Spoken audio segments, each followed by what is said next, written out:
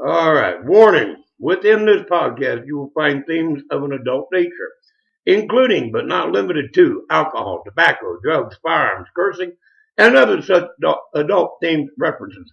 If this disturbs you, then please leave. Bye.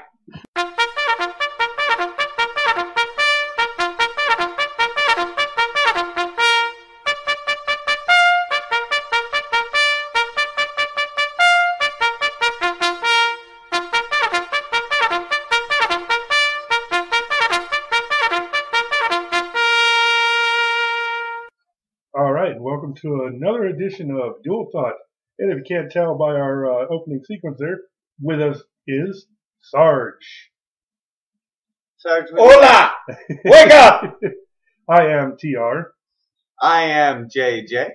And today we're going to be talking about PTSD and the Army, military, all the All the forces. branches. Yeah, branches and whatever Sarge actually wants to talk about. So, welcome, Sarge. Well, thank you.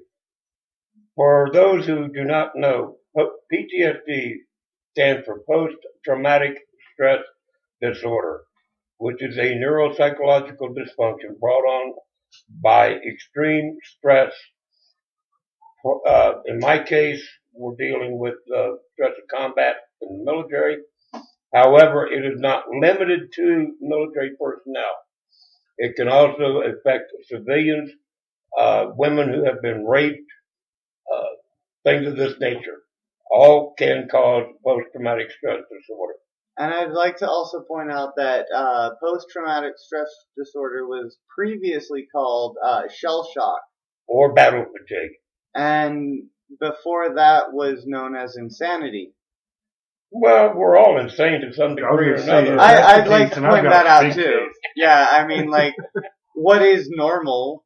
Normal is just a thought in your head, but I mean, we're all insane to a degree, but We'll flip a coin wherever it lands is what's normal. But in the old days, it started as insanity or military insanity, and then it became shell shock or During World War I, it was known as shell shock.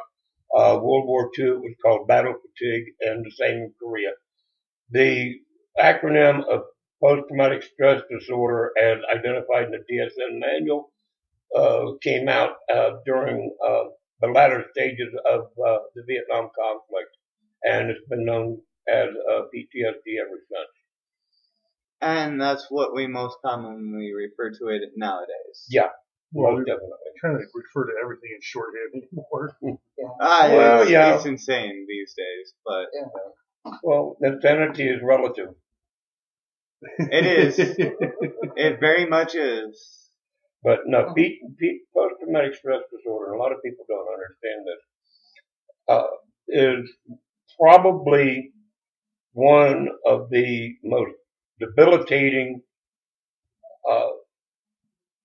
type of neuropsychological dysfunction that people can have, because there's only basically two ways of controlling it.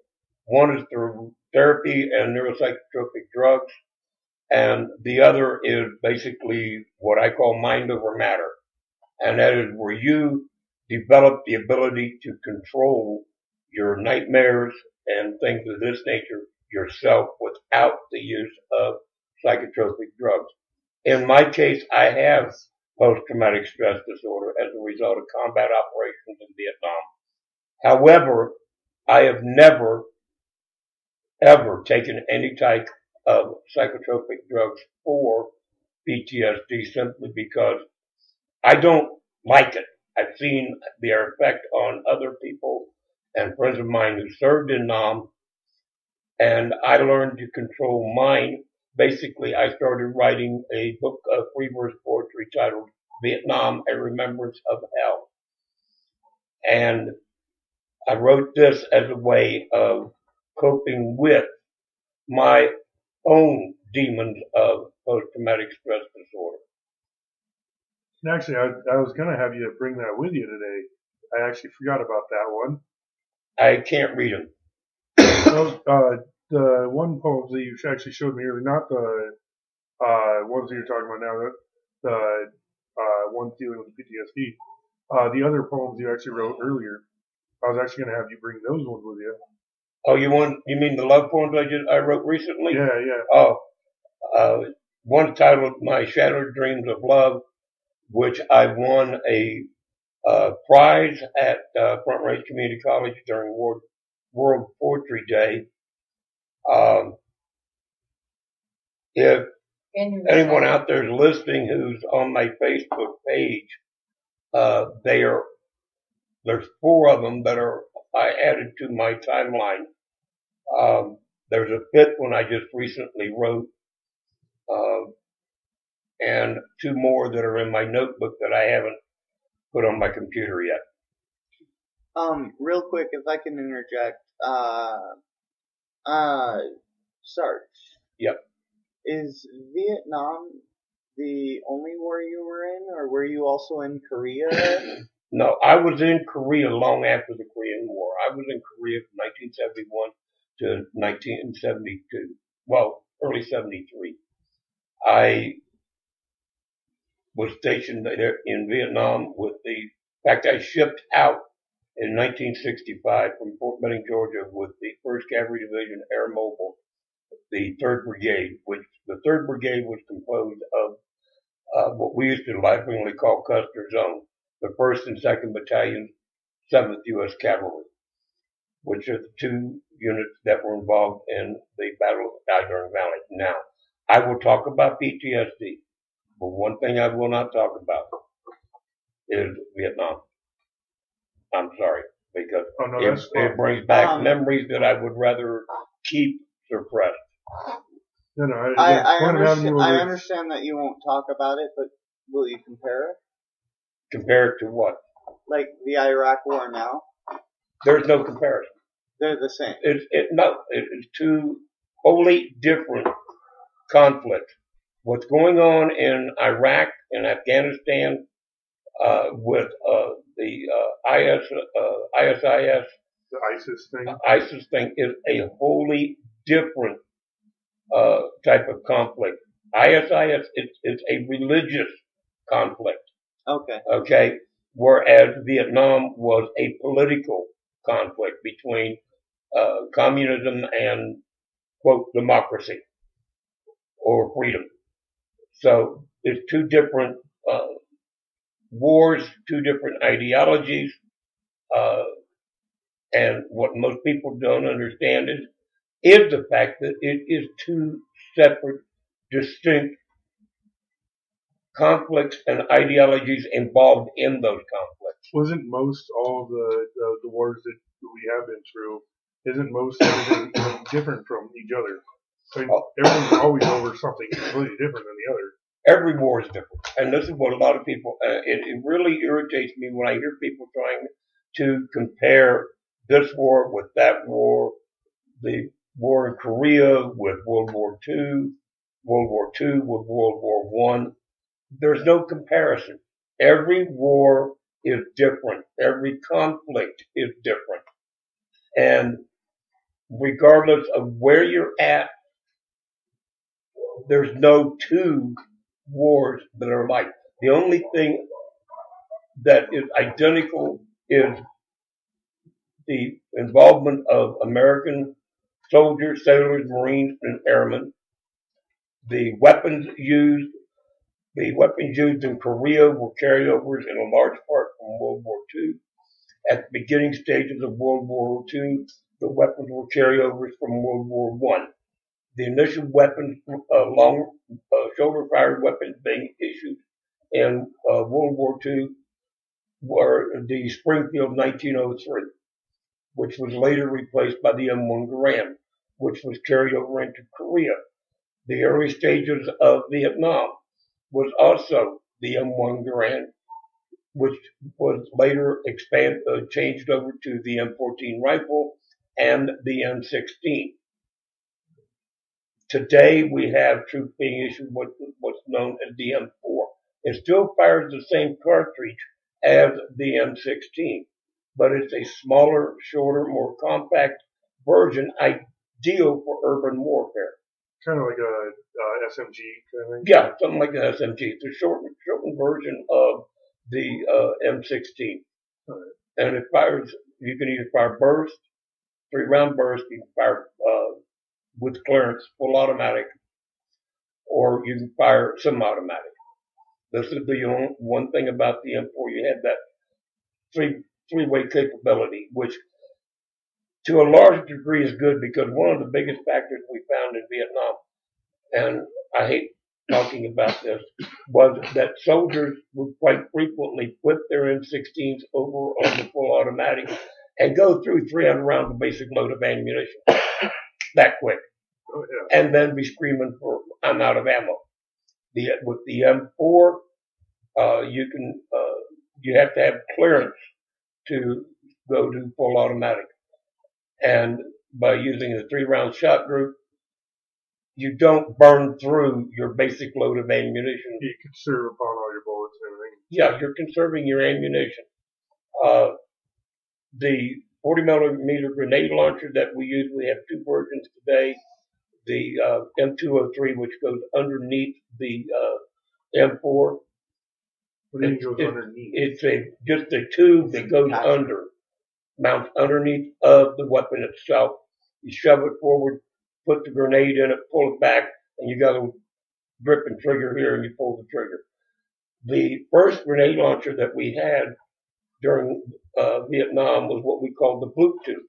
Broke down like a shotgun, dropped the round into it, closed the back up, flipped the side up, and fired. We also have what's called the Mark 19, which is a belt-fed, fully automatic grenade launcher that has a range out to about 1,500 yards, depending on how you elevate it. That's some deadly shit right there. Oh yeah. Oh yeah.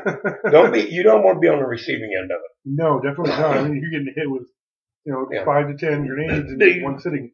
The 40 millimeter grenade launcher has a kill radius of 25 meters. Damn. So anything out of that 25 meter zone is going to get wounded. Anything within that 25 meter zone could probably more likely going to get killed. Oh no, I was spectators are trying So, to talk. Yeah, no, but now people, the thing people don't understand, we're getting back to PTSD. One of the issues I have today with today's modern army is that they issue, and the Army and Navy both do, the only branch that does, and the Air Force does, the only branch that doesn't is the Marine Corps. They issue a little thing called a stress card. And when the drill sergeant gets on a trooper's case too much, he can pull that little stress card out of his pocket, hold it up, and the drill sergeant has to back off for between 10 to 20 minutes. All right, hold on, real quick, because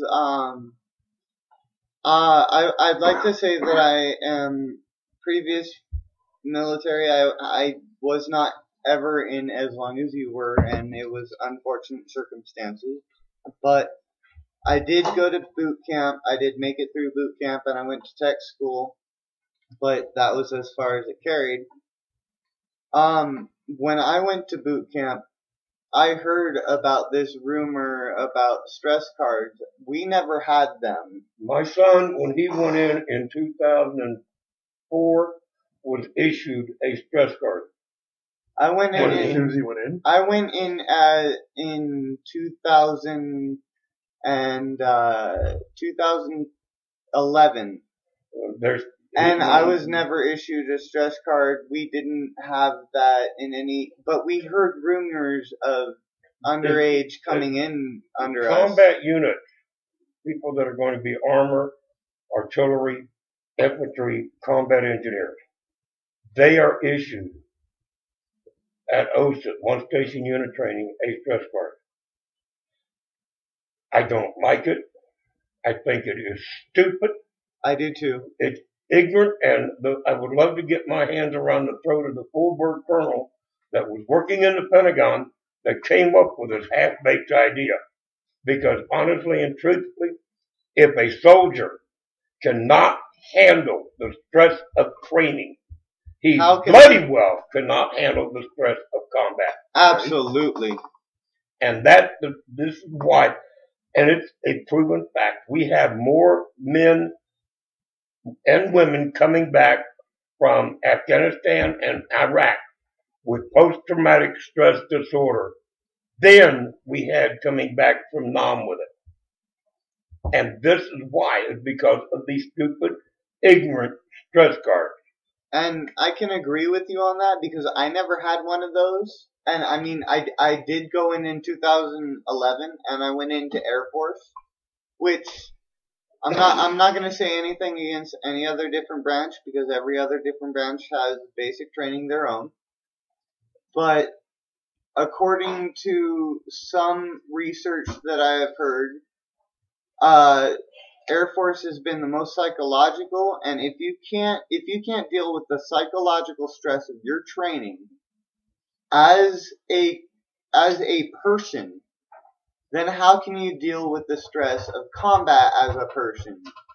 Well, I went through the Air Force elite school, law enforcement course, back in the early '80s, and I did it basically for shits and giggles. Okay, and I outdid everybody in the class. I only had one person out shoot me, and that was a girl. She beat me by 1 round. But in the Army, because you're in direct combat. In the Air Force, you're not in direct combat unless they hit your air base. In the Army, you're in direct combat. And the idea that a soldier is given a stress card in training to pull out and stick in a drill sergeant's face, and the drill sergeant has to back off, is just totally, completely wrong. Military personnel who cannot take, if you can't take the stress of combat, you cannot ever take the stress. I mean, the stress of training, you cannot ever take the stress of combat. So how long were you in? Well, I'd say in the forces. I mean, I'm not going to nail down where you were. But. If I can also ask within that question, I know you don't want to talk about the war, but it's not the war, it's related to it. Were you enlisted or were you drafted? I enlisted, and this is what, speaking of that, 100% of the men who served in Nam were not draftees. 98.9% of the men and women who served in Nam were volunteers. They enlisted in the military. Right. They were not drafted. Most of your draftees went to Germany, Korea, or stateside assignments. They were not sent over to Nam. The average age in Nam was 18 and a half years of age. So there was nobody there who was under the age of 18. No one. A lot of the myth that people have heard about Nam, the drugs and all of that, is just so much bullshit. Political bullshit? No, it's just bullshit, period. Yeah, political has nothing to do with it. Politics had nothing to do with it. You got people like John Reagan used Kerry drugs for politics. and buttholes like him that tried to perpetuate an idea that the American soldier was a bunch of drugged up, ignorant killers. Which was bullshit. Yes. But used for some sort of gain. Whether it be like Nixon's political gain against drugs or... No, the political life behind this. This is what most people don't understand.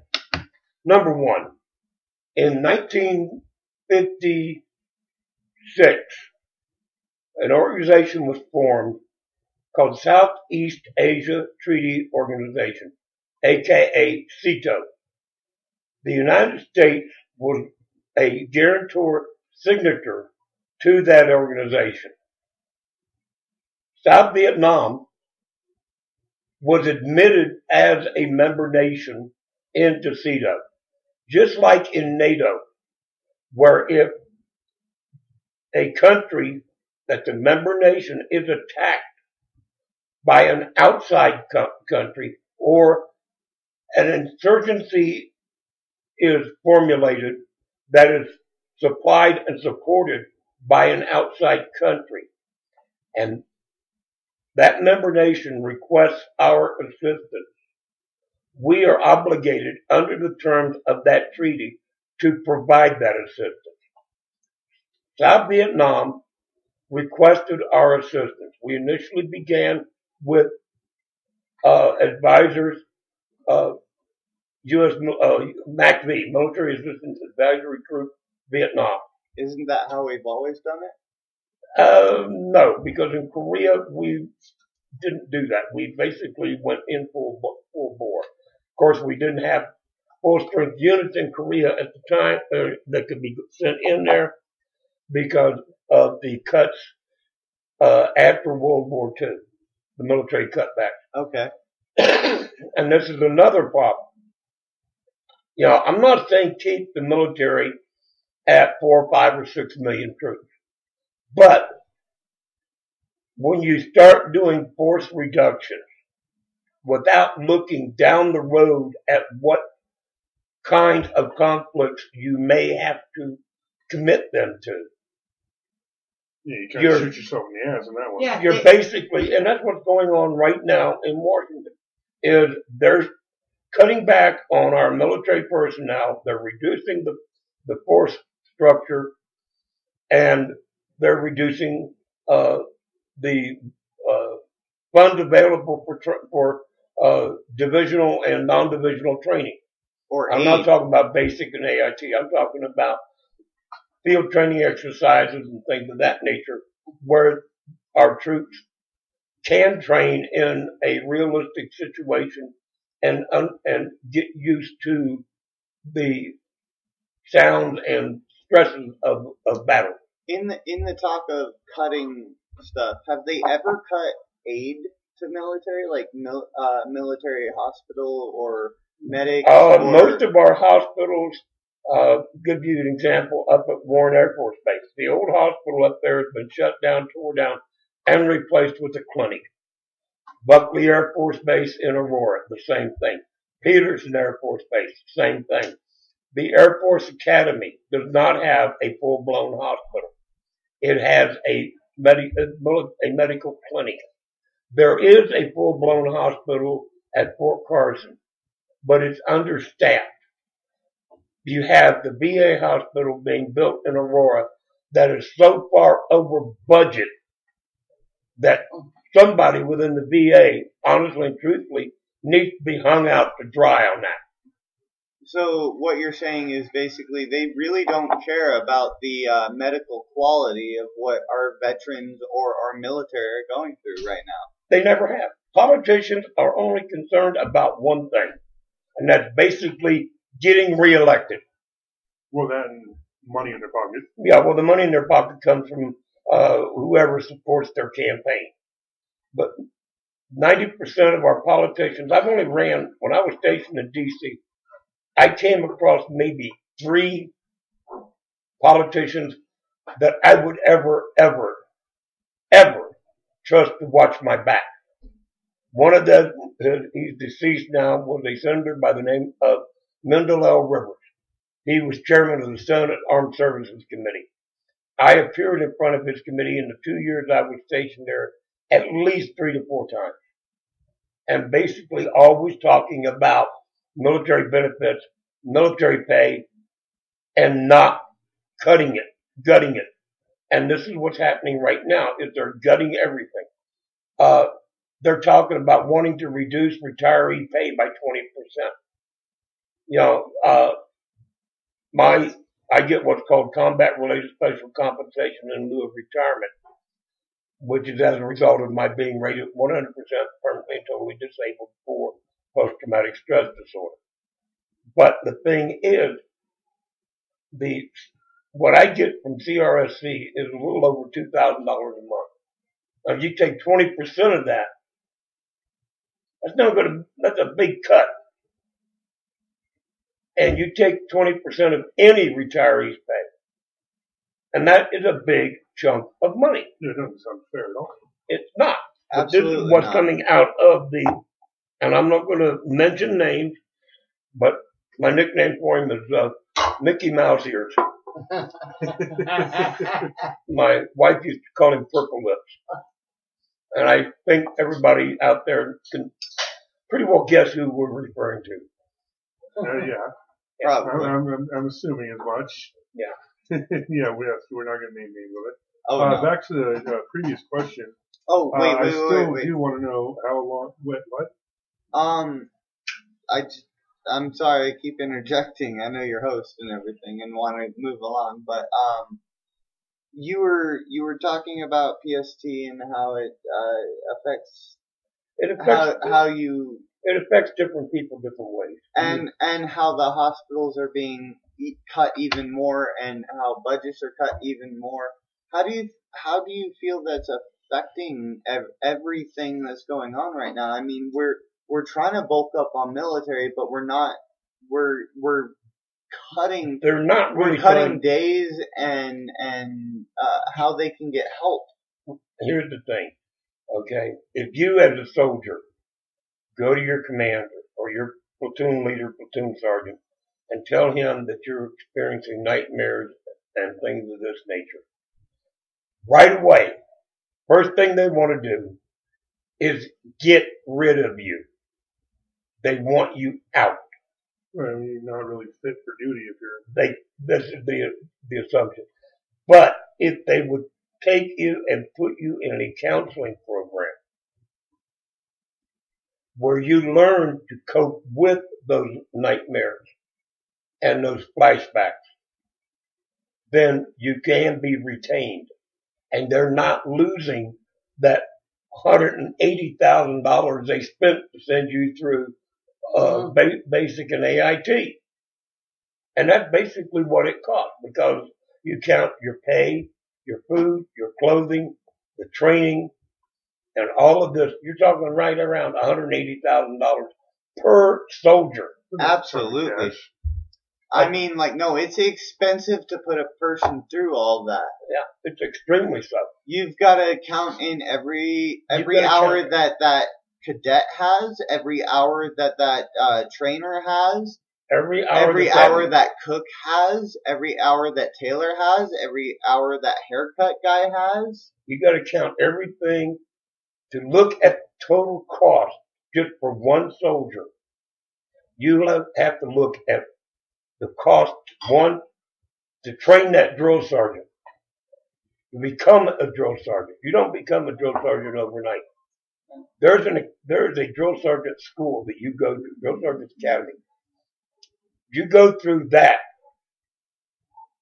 and that's expensive because you're learning how to address a soldier in a manner that's not derogatory, that is going to build him up, not totally tear him down. Make him actually want to be there. Yeah. And this is, that's expensive. Then you talk about all the uniforms he's issued in training. His boots, his low quarters, the weapon he's carrying, the ammunition he's going to expend on the range. All of this is expense. And it costs, if you count all of this, roughly $180,000 per soldier for just to get him from entry to graduation and being able to be sent out to a unit. You invest that much money and then you don't invest it and then retire. I'm sorry. But exactly. Yeah. But now the thing people don't understand, PTSD affects no two people alike. It doesn't. Okay? Some of us can cope with it without medication. Unfortunately, vast majority cannot. I've got a friend of mine, and he's passed away now.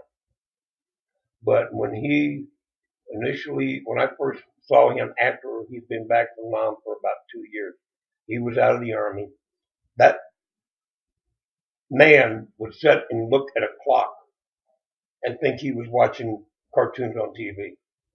He had been put over that few years, he'd been put on 3 different psychotropic drugs. And they did more damage to him than what the initial diagnosis of post-traumatic stress disorder had done. I don't know. The drug that makes you watch cartoons on a clock? Kind of want one of those.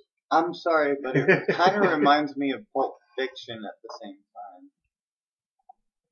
I don't get The watch conversation and how Butch's dad died in Vietnam and prisoner of war camp and everything.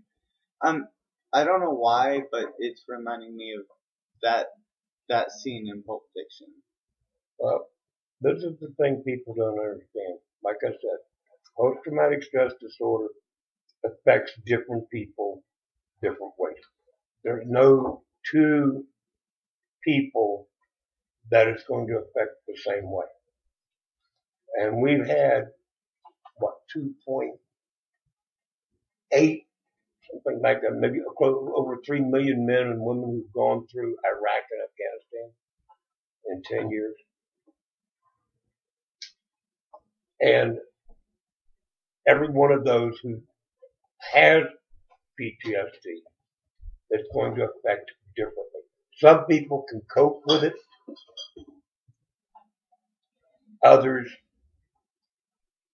they come apart. Yeah. And I've seen guys come apart. And it's not pretty. I've seen people go insane in training camp. And I've been more worried about those people than the people that I've seen in military just because they couldn't even cope with training. That's why I said, if you can't handle the stress of training, you bloody well cannot handle the stress of combat. Right. That's why I couldn't even imagine that. I mean, like... This is why, again, one of my biggest pet peeves with the Army today is the issuing of a stress card. Because you're basically, baby. Yeah, you're treating them like babies. Yeah, as soon as they walk in, oh no, if you get too hard. Yeah, my son, when the drill sergeant was passing those out, my son looked at the drill sergeant and said, "What in the hell am I supposed to do with this, drill sergeant?" Drill sergeant looked at him and told him, "You keep it in your pocket because if any officer walks up and asks you for it and you don't have it, I get in trouble. Not you." They put the blame of that soldier, maybe forgetting, to take it out of his dirty uniform and put it in a clean uniform pocket. They put the onus onto the drill sergeant because he's supposed to make sure every time you leave that barracks for training that you have that card on you. And it is stupid to expect somebody who's been babyfied and treated in a sensitive manner. And I still say, I keep asking people, show me where in the hell in the First Amendment it says anything about being sensitive or political correctness. Right. It's not in there. I'd also like to point out, is it society that's doing this babying and that, like, the military is just going along with this shit? Or this started back in 1983 with a full-bird colonel in the Pentagon. It was his brilliant idea. Where he got it, I honest to God don't know.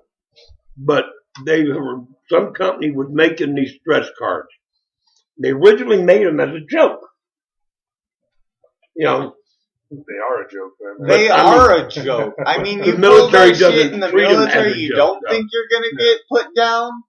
But the military doesn't treat them as a joke. And as a consequence, this idiot full bird thought it would be a good idea to issue them out to our trainees. So they did. And now it's standard in the Army that you will be issued a stress card when you report for training. That's just horrible. I mean, honestly, we That's have the enough stupidest idea I've ever we heard have of. enough babying in our own In civilization society. We don't need to put it in the fucking military either. Yeah, with political correctness and quote unquote sensitivity training, I hear this out of the campus. But I'm a college student, folks. I'm a 71-year-old college student. And I hear this garbage about political correctness, being sensitive to other people's feelings. Hey, guess what? It's a rough fucking world out there. Get used to it. You've got to deal with more stress. Nobody really gives a shit if your feelings are hurt or not. Think a dude that has a fucking knife and ready to stab you gives a shit if you're scared of him? Absolutely not. He wants you to be afraid. Right, exactly.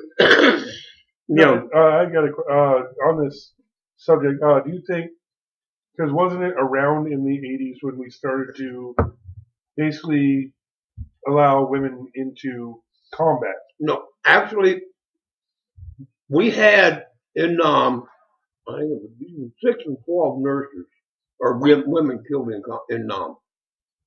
Like killed as nurses or as in combat? As nurses.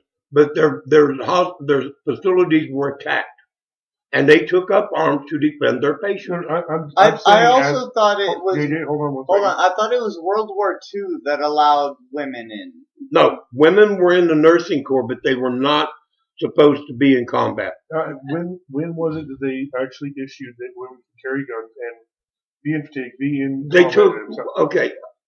combat? Actually, women were trained in firearms beginning around the time of Korea, but they weren't specifically issued a firearm unless it was a 45. They were not issued M1 carbines or any kind of long gun. Basically, they were issued a 45.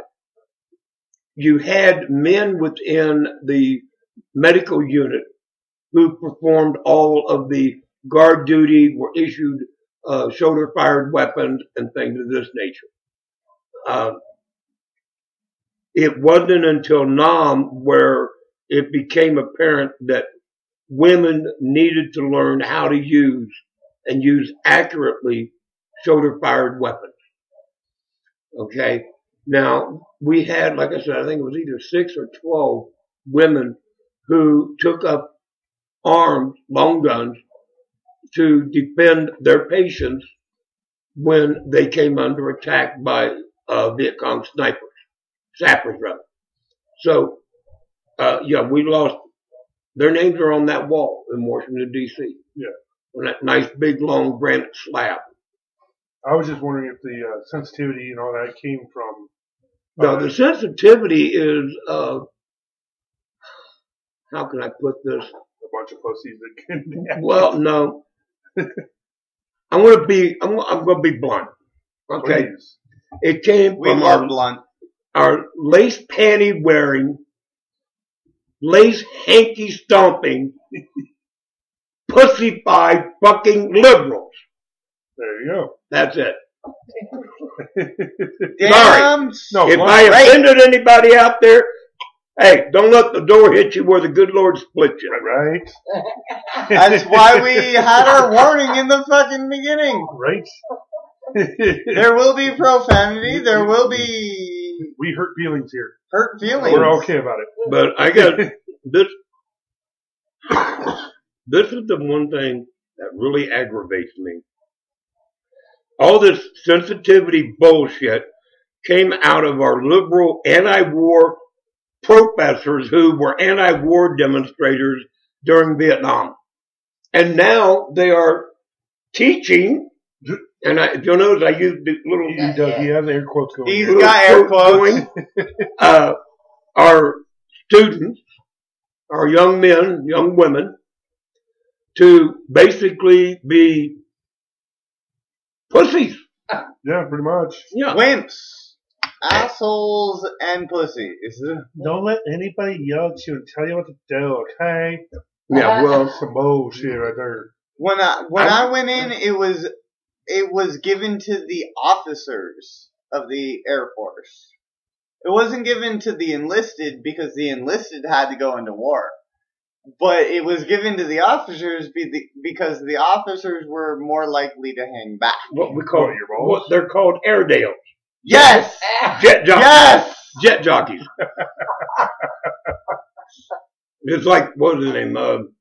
What was that politician that got shot down in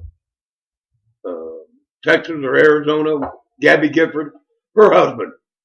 He was a fucking jet jockey astronaut. McHale? Huh? McHale? No, he was a full colonel in the Air Force, retired. He was a flipping jet jockey. And became an astronaut. But guess what? He never went off into space. He was only in the program. Never went off into space. Too bad we didn't shoot his ass off into space and leave him up there. Trying to pass himself off as an expert on smart arms. Apollo 1! You got left up there, bitch! No, he was younger than that. Put him on Apollo, wasn't it? Apollo 11? No, put him, actually the best thing we could have done was put him on the Enterprise, shot just him and the Enterprise up and left him there. Put him in orbit around the planet. You know, I'm going to try once again to ask my question if JJ wants to shut the hell up for a minute. How long have you been were in the armed forces? I retired in 2003 with 42 years, 3 months, and 21 days. And what was your main... I was military police. I've been a uniformed military police officer. I've been a military police investigator. I have gone through 3 nuclear, chemical, and biological warfare schools. I have been a drill sergeant. I'm a certified rated small arms marksmanship instructor and a small arms weapons expert. If it has a trigger and goes boom, at one time or another, I've probably fired it.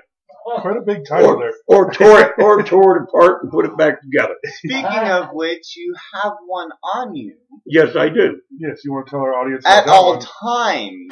Well, actually, he's got different ones on him at all times.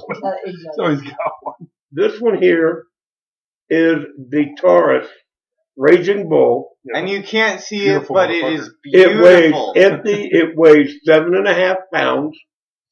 Put 5 rounds in it. And it weighs over 8 pounds. Basically, if you remember anything about Dirty Harry, I think this makes Dirty Harry's 44 Magnum look like a pea shooter. Like I said, you know anything about Dirty Harry, think bigger.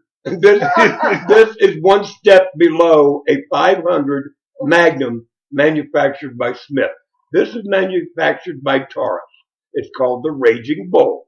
It fires a 4.54 causal round, which I went to the range with it just for shits and giggles and fired it at a cement block put on a table 50 feet away. Which rounds? 1 round. Which round did you use? The one he's got right now. The one in there right now. The 4.54? Yeah. And hollow point? Yeah, that's all they make for it. Unless you fire the 45 long point. Now, we were picking up chunks of that lovely cement block from... You mean there was some left? Yeah, chunks of it, but that's about all, from about 10 feet out. Yeah. From that 50-foot mark. Prior to that, I was shooting at silhouette targets, and I was putting a hole at 75 yards. I'd say that's about 4 inches in diameter. About, yeah, 3 to 4. Yeah. About 34 in centimeters. The silhouette targets. 34 centimeters. From 75 yards out. With iron sights. Yeah, that's impressive, sir. With iron sights, that's even more impressive. I don't even know how to actually, say anything about that besides the fact that's awesome. I know that you have quite a collection as well. Yes, I do. You want to tell us a little bit about your collection there? Well, I have a Russian Mason Nagant 7.62 by 54R dual land and groove, manufactured in 1938. It was a Russian sniper rifle. And how Mine did has she- a Belgium 20 by 40 millimeter graduated scale scope mounted on it and a bipod. If I can see my target at 2,000 meters, I can hit it.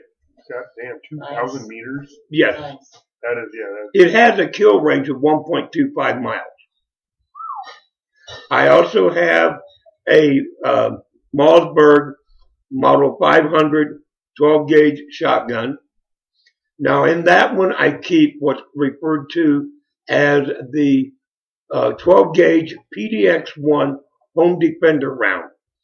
That is a 12 gauge rifled deer slug, slightly drilled out at the top, with behind it 3 steel brass covered double aught buck rounds. Ooh, wow. And that's one of them. If you use it, you call Life Squad, tell them to bring a mop, a bucket, and a sponge, and call the police and tell them to bring a shop vac to clean up the remains.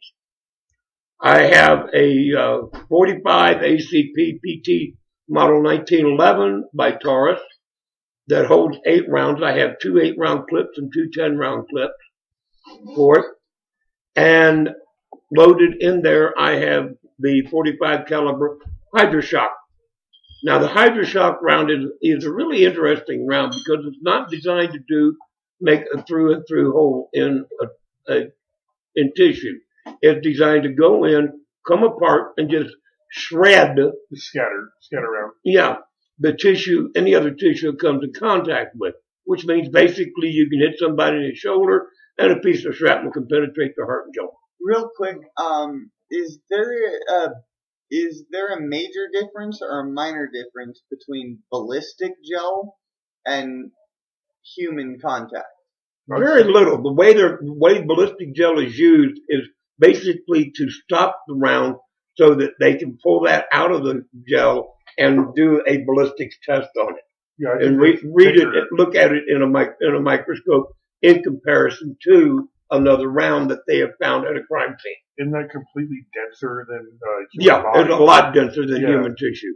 So And- there's a big difference between what a bullet will do in ballistic gel Oh, as hell opposed yeah. to what it'll do to a Definitely. human body. Yeah. Hey, your soft tissue. Human beings are soft tissue. Ballistic gel is not soft. I'm not that soft, okay? I'm more asking for the average viewer Yeah. because a lot of people have seen CSI and all these detective things, This and they're is like, why- Don't believe "This what's is on what a TV. bullet Don't will do ever- to human Hey, skin." ignore 99.9% of what you see in CSI and all these cop shows In movies and movies. like that. Hey, I was a military police officer. I have seen and handled ballistic gel. I have fired weapons into ballistic gel. Most cases today, they don't even use ballistic gel except on a range to show as a demonstration. Most of your departments today actually fire the round into a tube with water in the bottom of it. Yep. Because the water will cause less reconfiguration of the round than ballistic gel will. Ballistic gel can alter the ballistics characteristics of the weapon. It's designed for them to be able to read the lands and grooves and match it up with another one. And that's all you can do with it. I've actually heard Yeah, go that when you shoot it into water, it will shred No, the bullet. no. Dude, the water just slows it down. The water slows A it massive down. ton, yes, but I've also heard that like hollow points, it'll shred. No, a hollow point will not shred on going into water. You've got to understand something. You need at least a distance of 20 feet for that hollow point to start opening up. Okay? You're not going to get that when you're firing it like from here to where your computer is into a bucket, a thing of water, So about 3 feet. 3 to 4 feet. You're not going to get that distance where that hollow point's going to be able to start to open up. What if you're firing at like, say, 6 inches to a foot? It's not going to do it. It's not going to open up. If it's not going to open Unite- a foot, it's not going to open a foot. You need to be. It needs at least a distance of 20 feet from the barrel before it gets that air contact to cause it to peel back. That's what I was But wondering, is- is it momentum But or is it there It's also the contact with the air that is pushing into it, causing it to Starts peel splitting. backward. Yeah. But is causing it to there split also open. a difference from what you can get at, like, because from what I'm understanding, they do it at 3 foot back. Is there a difference from what you can get from No, it's 3 not going to foot? damage. It's not going to damage the shell. It's not going to It's not going to disfigure that shell, that bullet, because the whole intent is you fire it into that thing of water, okay, and you're 2 to 3 feet away. It's not going to alter the ballistics of that bullet, and it's going to retain all of the lands and grooves in a clear, distinct manner. Do you know why they set a 3 foot to it? Because it's the most effective. And also, the person firing it is not going to get any kind of blowback. They're not going to get hit with the water or anything like that. So that's what it was. It was more the It's a- water splash. It's a safety factor. Oh, Okay. it's a safety So actually, factor. we were talking about earlier before the show. Actually, as we were getting set up here, I think there was a good question there. That's why I brought it up. No, I think there was a different question actually.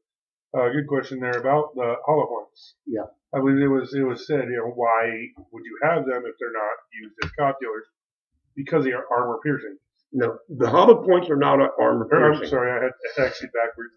I was actually Okay. meaning to talk about the armor piercing An bullets. AP round My bad. can be used to stop a motor vehicle. Okay.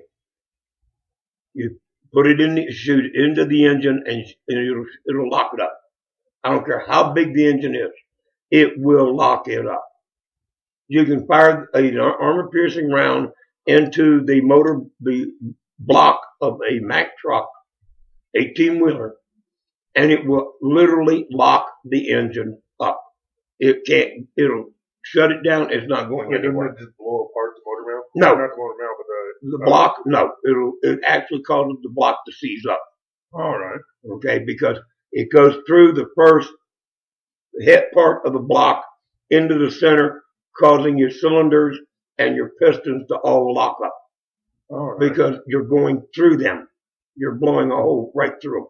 It'll go into a diesel car, at least the Big Mack truck V12s, that far, at least 2 feet.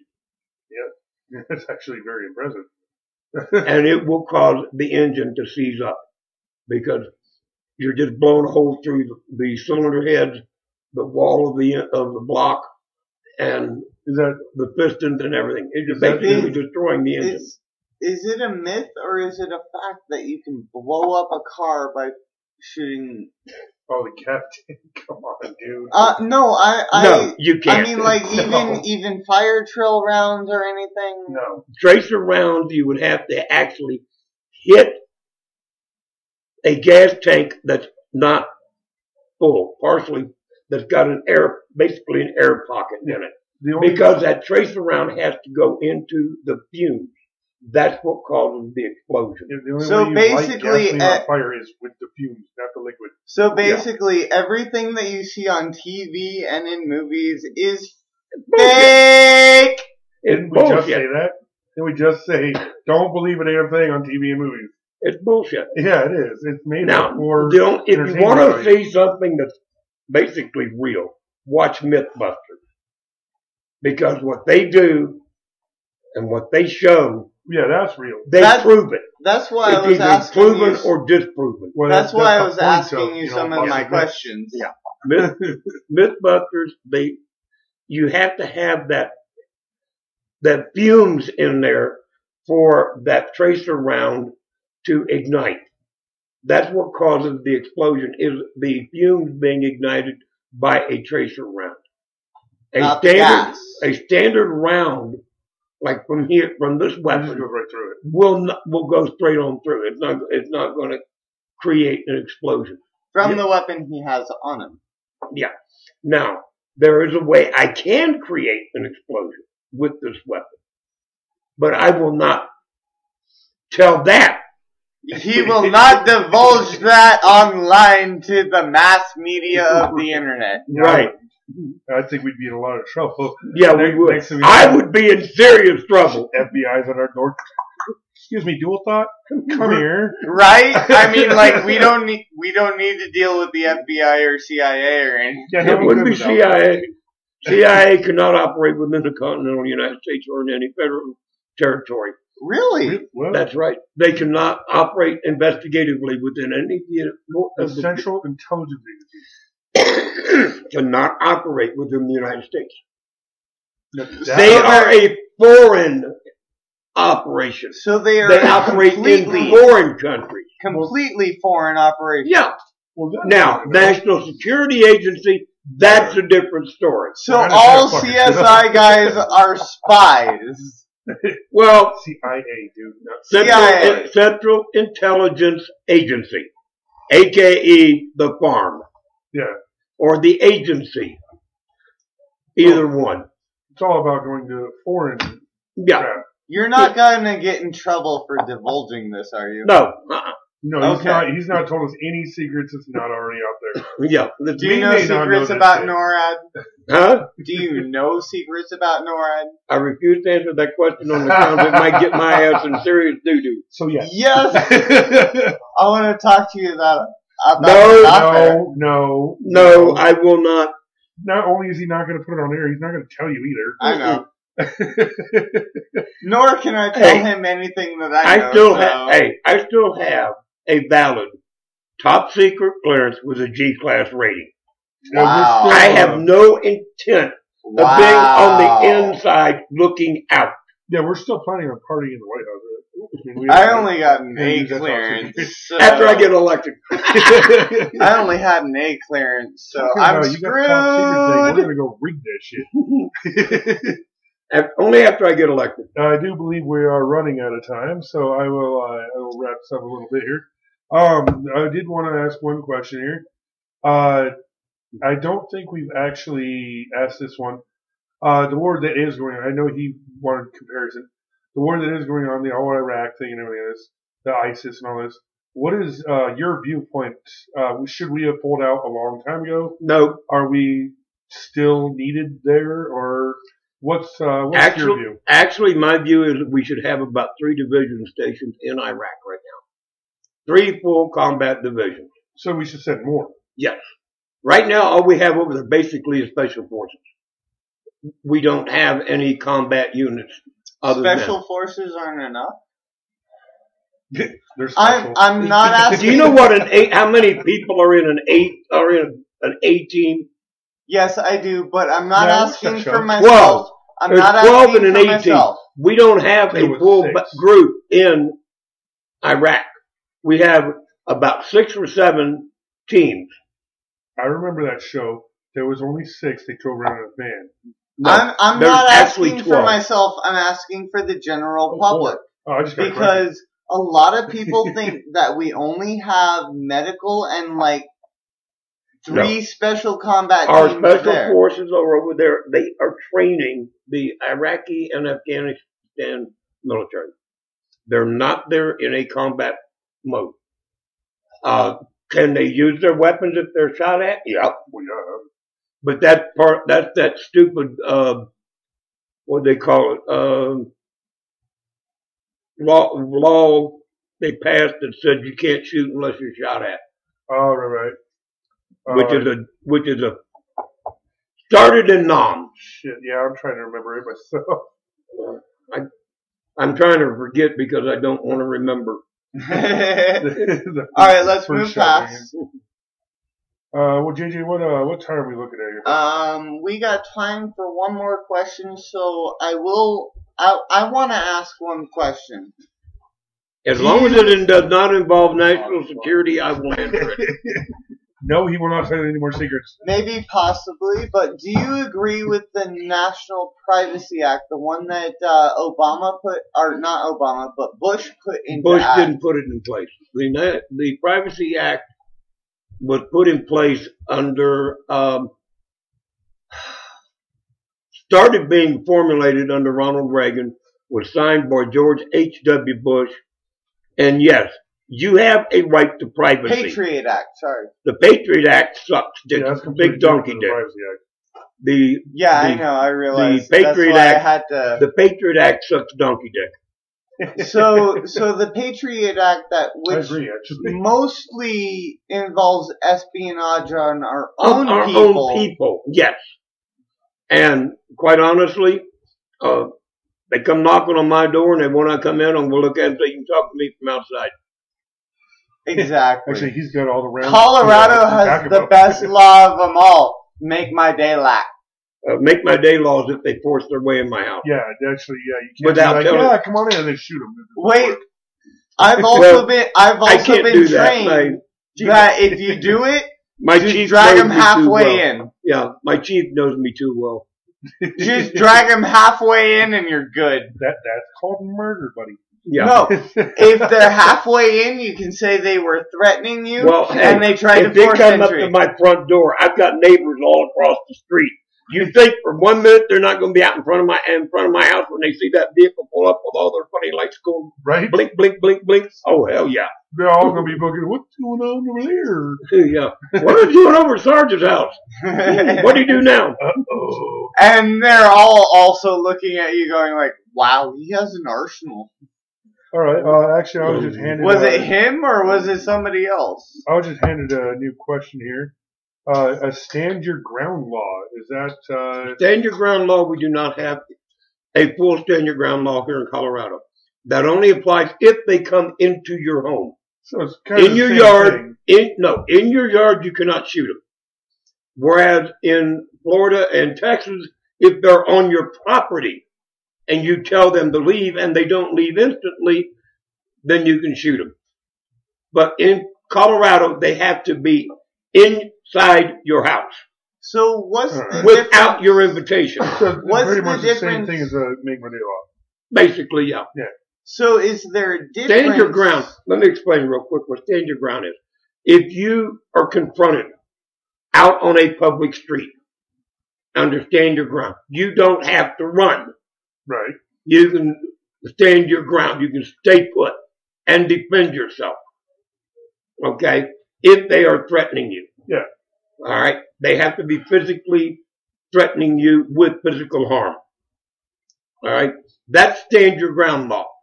Make my day law is if they come into your home, break the door down, force their way in, then you can shoot them. Right. But not if they're just in your yard or whatever like that. All right. Oh, I guess I'm signaled here. We are running out of time. So, well, because it is funny. Final I thoughts from everybody in Well, here right now. I've got the final thought from Ford. What's your favorite color? I don't have a favorite color. Sorry, buddy. Alex, anything you want to add? Oh, I'm sorry. He left. DJ Smite, So, you got anything you want to add, bub? to who? To Sarge. Sarge. No, I'm good. He's good. I'm good.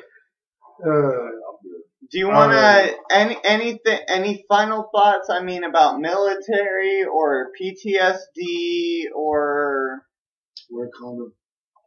wear a condom. All right, DJ Smite coming out. DJ live with Smite Wear a coming out with Condom. wear a condom. Wear a condom and make damn sure the woman's also on birth control. Absolutely. Hey, you can never go wrong with double protection. Double Bring it protection. butt. In all fairness, every STD Huh? is a PT. Can you bring it the All right. For dual thoughts, I am TR. I am JJ. And Sarge, our thank you for coming on to our show today. Sorry to cut you off, TJ. I enjoyed it. I'm glad you did. That's what I got- we meant for. I got to sound off on politicians for a change without getting accused of being insensitive. That Oh, works with us, absolutely yeah. not. This You're is, not going to get that accused here. you will never get accused for that from here, and you are more than welcome to come on. All right, this has been Dual Thought.